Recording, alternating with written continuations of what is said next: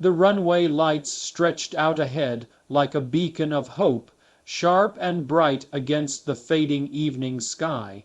First Officer Miller gripped the controls so tightly his hands trembled, but he didn't loosen his hold. He couldn't, not now. Not when 183 lives depended on him keeping his nerves steady. Behind him, Dr. Alan Mercer fought a different battle, one he'd fought countless times in emergency rooms, but never while strapped inside a falling jet. Captain Reynolds' pulse fluttered, weak and unpredictable, like a candle fighting against a storm. Each fragile beat felt like it could be the last. Mercer leaned close to the captain's ear. "Stay with me, just hold on a little longer." Reynolds didn't respond. His breathing was shallow, inconsistent. Mercer knew that if the captain slipped into cardiac arrest even 30 seconds before landing, chaos could erupt in the cockpit. And the co-pilot, while skilled, did not need another catastrophe striking in the final moments. ATC to flight 782, winds steady. You're clear, runway 16L. Miller exhaled shakily. Copy. The plane dipped lower, lower. The wheels hovered over the tarmac. Mercer braced his legs as turbulence jolted the aircraft. He didn't dare look up. He kept his hands fixed on the captain's chest and oxygen mask. If he lifted his eyes for even a second, the captain might slip away. The moment stretched. The cabin fell silent, every passenger frozen between terror and prayer. Then thump. The wheels hit the runway hard. The aircraft bounced once, twice, then held steady as Miller fought to keep it aligned. The plane screeched forward, brakes whining, metal shuddering. Passengers screamed. Overhead bins rattled violently. Mercer tightened his grip to keep himself and the captain from being thrown around. Come on, come on. Miller muttered as he pressed the brakes and pulled the reverse thrust. The aircraft slowed, 70 knots, 50, 35, 20, and finally stopped. The plane settled with a long, exhausted sigh. For a moment, silence swallowed the world. Then someone in the cabin sobbed. Another began to clap with shaking hands. A third simply whispered, "We're alive," but in the cockpit there was no relief yet. Mercer felt the captain's pulse, weak, thready, fading. The descent had pushed his heart too close to the brink. "Doctor," Miller breathed, turning half around. "He's crashing," Mercer shouted. Just like that, the emergency wasn't over. The battle inside a motionless plane, Mercer didn't hesitate. He unbuckled the captain's harness, gently lowered him onto the narrow cockpit floor, and positioned himself above the man's chest. "Miller, call the crew. Tell them we need the medical kit, ED, and oxygen here now." The co-pilot snapped into action, his pilot instincts replaced by sheer survival urgency. He grabbed the radio. "Flight attendants to cockpit immediately. Emergency medical situation." He barely finished the sentence when Mercer began chest compressions. Thump, thump, thump, steady, deep, powerful. His palms pressed rhythmically, counting silently. 1, 2, 3, 4. The sound echoed through the small space, mingling with Miller's frantic breathing and the distant roar of fire trucks approaching the aircraft. The captain's head rolled slightly. No pulse. Mercer's jaw tightened. He had been afraid of this. He continued compressions, sweat dripping down his forehead. "Come on, Reynolds, stay with me." Within seconds, the cockpit door burst open. 2 flight attendants squeezed in with a medical bag and the bright yellow AD unit. "Give it here," Mercer said sharply. One attendant passed him the defibrillator. Miller held the radio to his ear, relaying information to the medics rushing toward the aircraft. Mercer ripped open the captain's shirt, exposing a pale chest that barely seemed alive. He attached the pads, one to the upper right chest, another on the lower left rib. The AD spoke in its cold, robotic voice, analyzing heart rhythm. "Do not touch the patient." The seconds felt like a lifetime. Passengers watched from the aisle, crying, praying, whispering. Inside the cockpit, everyone held their breath. Then, Shock advised, Mercer nodded grimly. Everyone clear. He lifted his hands from the captain. The attendants backed against the wall. Miller froze, gripping the seat. Mercer pressed the button. Zap! The captain's body jerked violently. Mercer immediately leaned forward, searching for a pulse. Nothing. He began compressions again. Come on, fight. His arms pumped hard and steady, refusing to slow. He had resuscitated patients before hundreds, maybe thousands, but doing it here, inside a cockpit, surrounded by panic and adrenaline, was different. It felt personal, it felt necessary.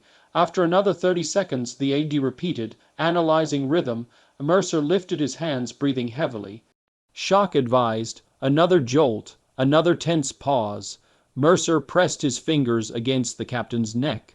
Nothing. Miller's voice trembled. Doctor, not yet. Mercer said through clenched teeth, he's not done, and he resumed compressions. The passenger who stepped forward down the aisle, a passenger, a paramedic from row 14, stood and rushed forward.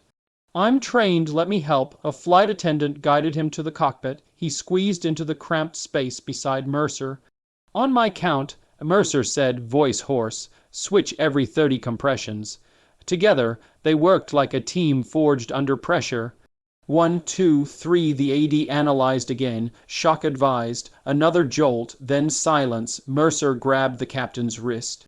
Wait a flutter, then another, then steady. Mercer's breath caught. He leaned closer. I've got a pulse. The co-pilot sagged into his seat, covering his face with both hands. Thank God, thank God. The paramedic checked vitals. Weak, but he's back. Mercer sat back on his heels, exhausted but relieved. He needs to get off this plane immediately. Outside the windows, medics ran up the stairs with stretchers. A cabin full of tears as they carried the captain out. Passengers erupted into applause, raw, emotional, overwhelming. People cried openly, strangers hugged, some whispered prayers of gratitude. The flight attendants looked at Mercer with awe, their eyes shining. You saved him, one of them whispered. Mercer shook his head. We all saved him. But the truth was clear. Without the doctor in seat 31C, without his refusal to leave the cockpit, without his decision to stay with the captain during the landing, 183 people, and the captain might not have survived. Part 3 ends here, with the captain barely clinging to life, the passengers shaken, and the world outside waiting to hear the story.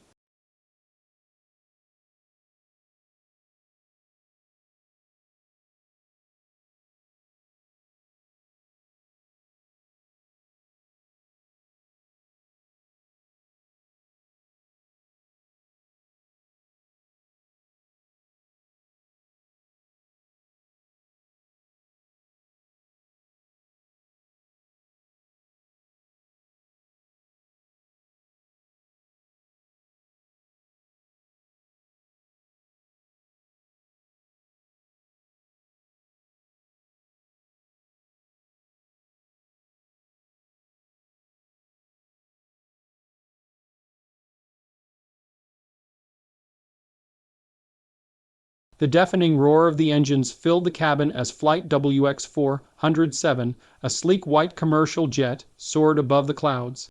Passengers were quietly chatting, scrolling through their devices and sipping beverages, completely unaware that a crisis was unfolding behind the calm facade of the cabin.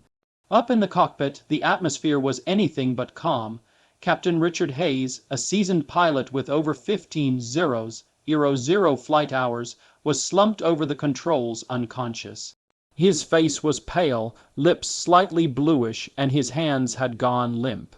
First Officer Elena Morales quickly realized the gravity of the situation. Her co-pilot was incapacitated mid-flight at 35,000 feet over a region where the nearest airport was more than 300 miles away. Elena, though experienced, had never handled a situation like this alone. The flight deck felt claustrophobic. The humming of the engines, the constant blinking of cockpit lights, and the endless expanse of clouds outside made her heart race. Mayday, mayday, mayday, she called over the radio, her voice trembling but gaining strength with every repetition. The air traffic controllers responded instantly, their calm voices a stark contrast to the chaos inside the jet.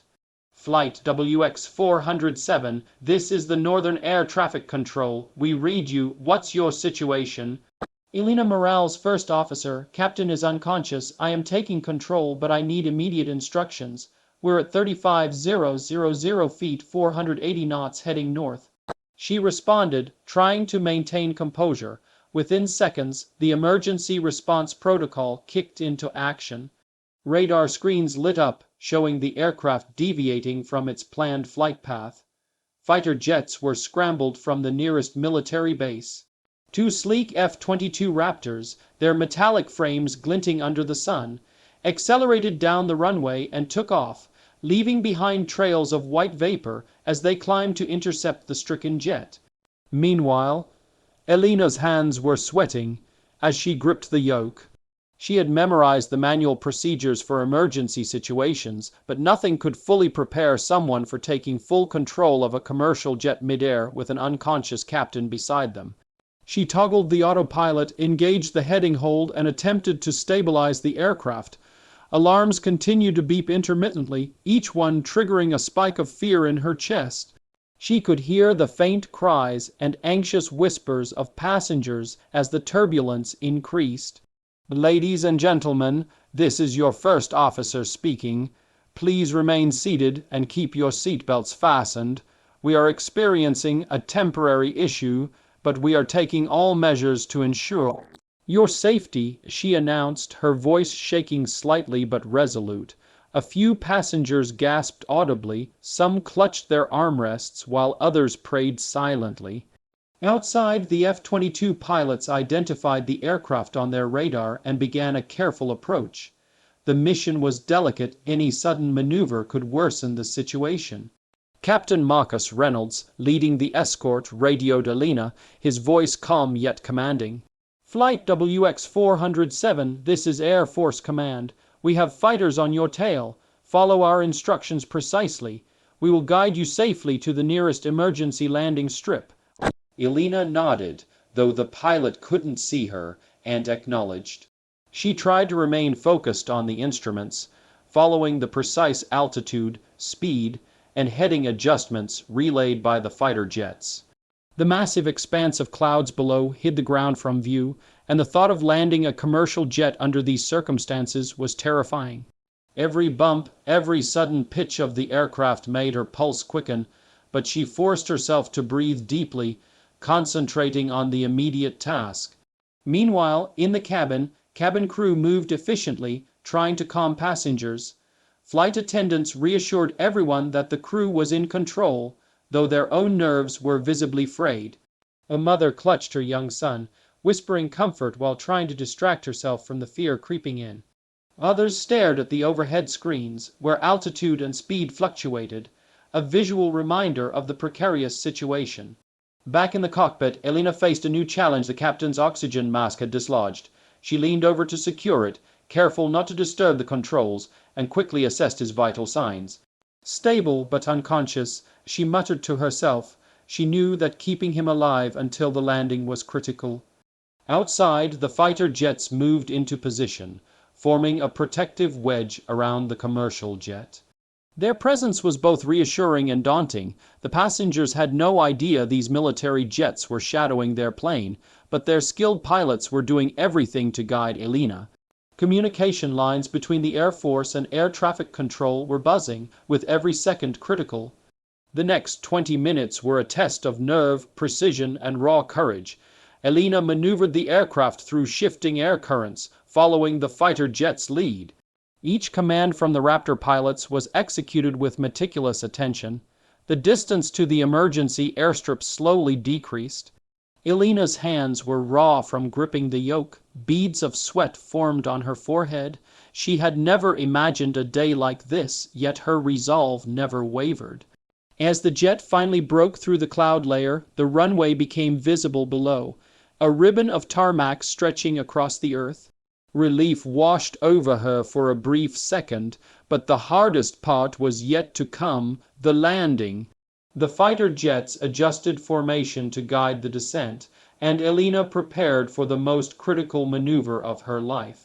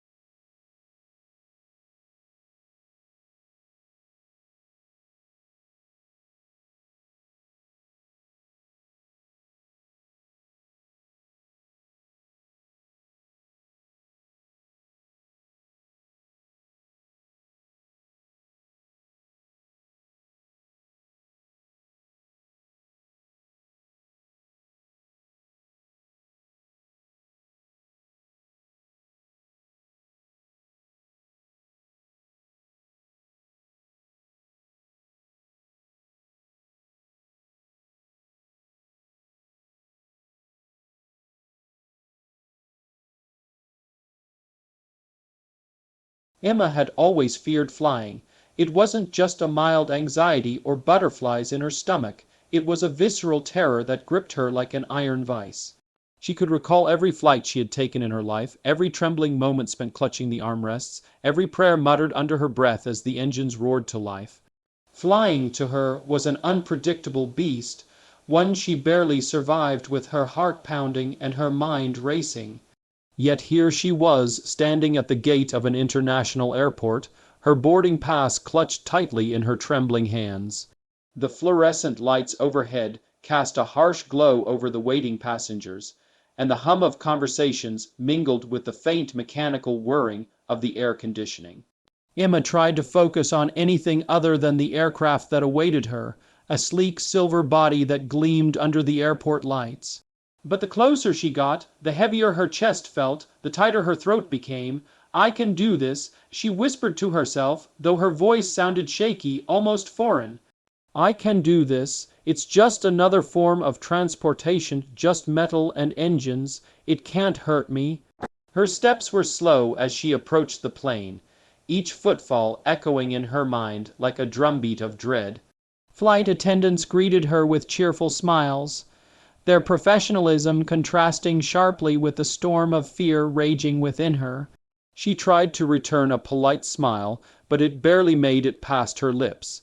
As she settled into her seat by the window, she glanced out at the runway. The sun was dipping low, casting the horizon in shades of orange and gold. She wanted to savor the view, to distract herself with the beauty of the world beneath her, but all she could focus on was the knowledge that in a matter of minutes she would be hurtling through the air thousands of feet above solid ground. The plane's engines hummed to life, a deep, vibrating growl that reverberated through her chest. She gripped the armrest so tightly her knuckles turned white. Her heart raced in sync with the engine's escalating roar. Every instinct screamed at her to run, to escape, to feel the comfort of solid earth beneath her feet once more. But the boarding gate was behind her. Escape wasn't an option. The plane began to taxi.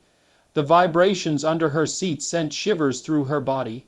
She closed her eyes, willing herself to remain calm, repeating the mantra she had learned from countless meditation exercises. Breathe, calm, control. But the deeper she tried to sink into control, the more her mind rebelled, flashing images of falling, of metal twisting midair, of fire and chaos. Then it happened. The moment the plane lifted off, something unexpected stirred within her. A warmth, soft and insistent, began to radiate from her chest. It traveled down her arms and legs, tingling in her fingers and toes. It wasn't the cold sweat of fear, it was different. Almost electric, almost alive. Emma's eyes flew open, and she saw the city beneath her stretching out endlessly, bathed in the golden glow of the setting sun. For a fleeting moment she didn't feel fear. She felt weightless, her breath caught, and she blinked rapidly, unsure if her mind was playing tricks. She looked at the seatbelt across her lap, the tray table in front of her, the other passengers who were obliviously chatting and scrolling on their devices.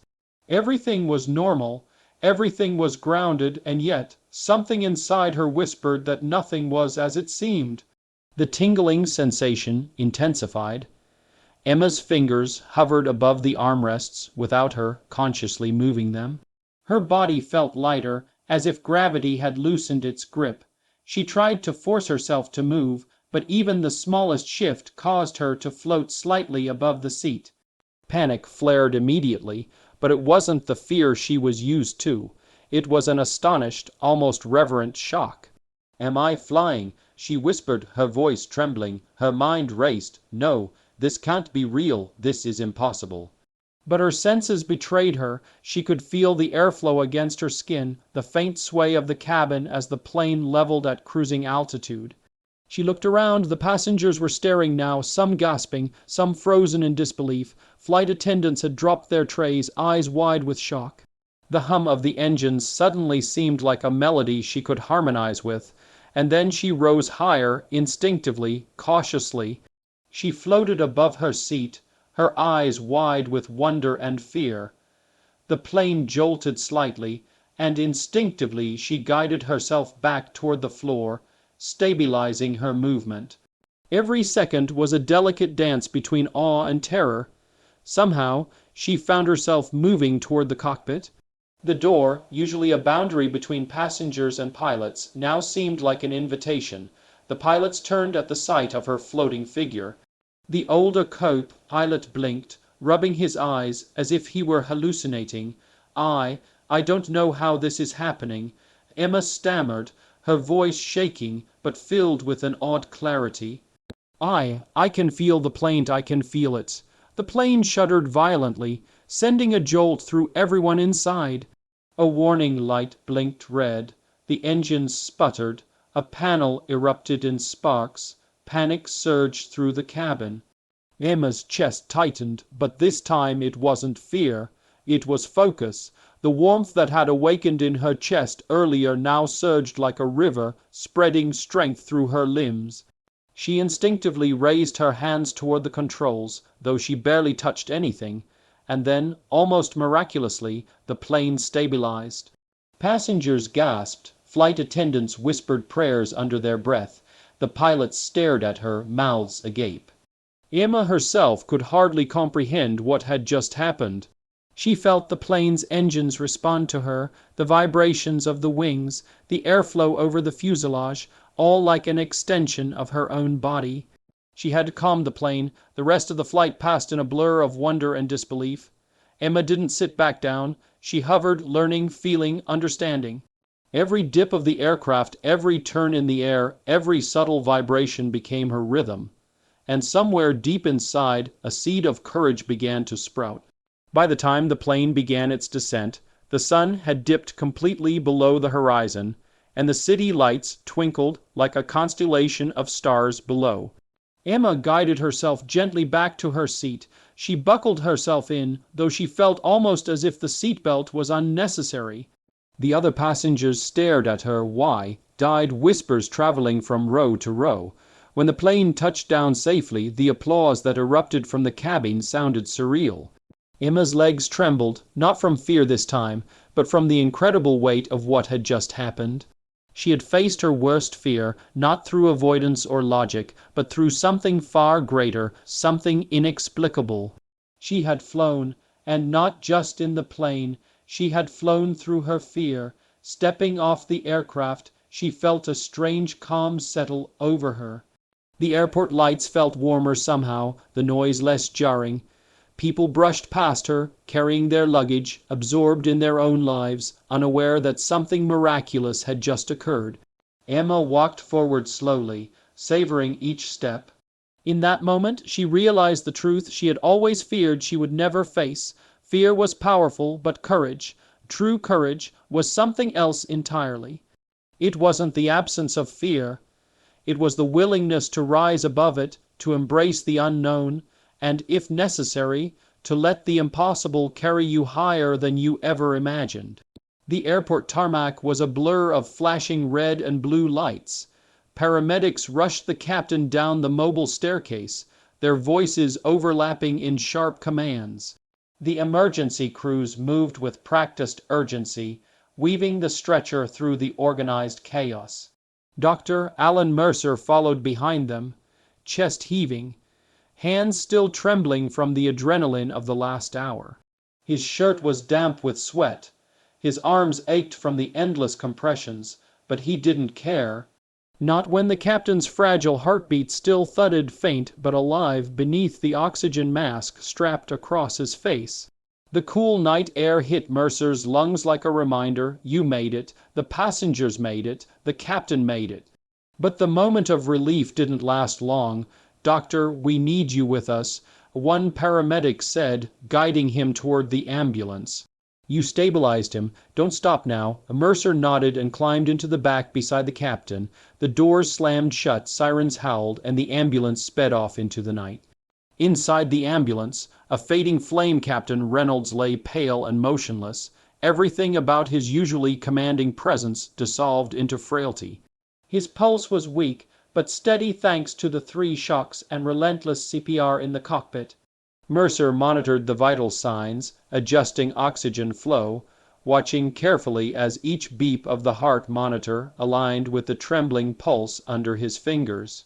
A paramedic glanced at him. "You realize if you weren't on that flight?" Mercer cut him off gently. "I just did what anyone in my position should have done." The paramedic shook his head. "No, doctor, most would have panicked. You ran toward the danger. You saved a plane in the sky." Mercer looked down at the captain, his patient, his responsibility. He whispered, barely audible, "We weren't going to lose you, not today." At Fairview Regional Hospital, the long night the emergency department was ready when the ambulance arrived. Nurses wheeled the stretcher inside, and a team of doctors immediately surrounded it. Cardiac event, 3 shocks administered, vitals unstable, prep the cath lab. Mercer stepped back now, letting the hospital team take over. He had done his part. His legs finally wobbled, the exhaustion of the ordeal catching up to him all at once.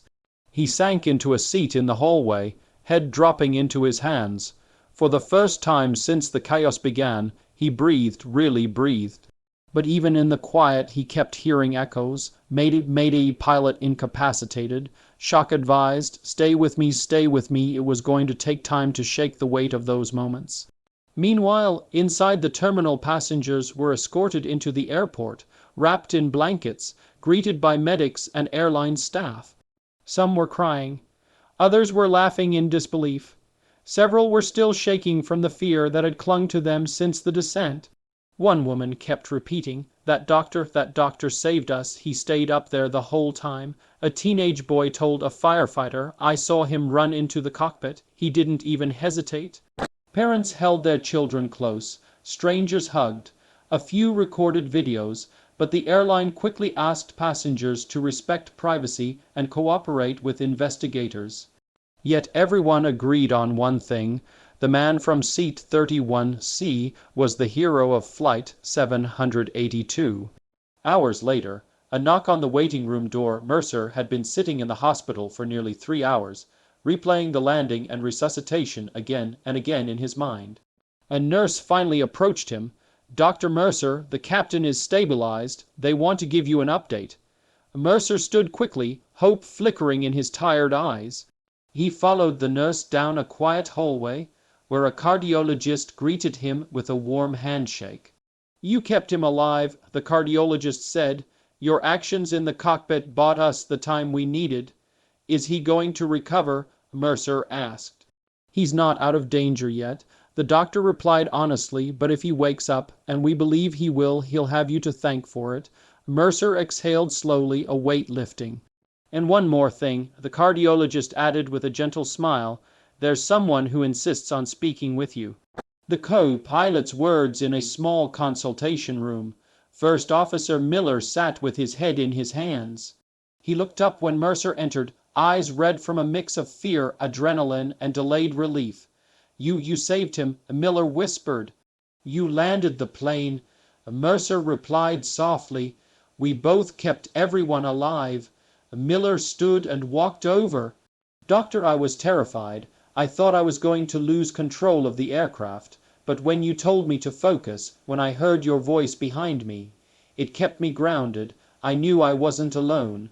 Mercer placed a reassuring hand on his shoulder. "You did something extraordinary up there." Miller shook his head, voice cracking.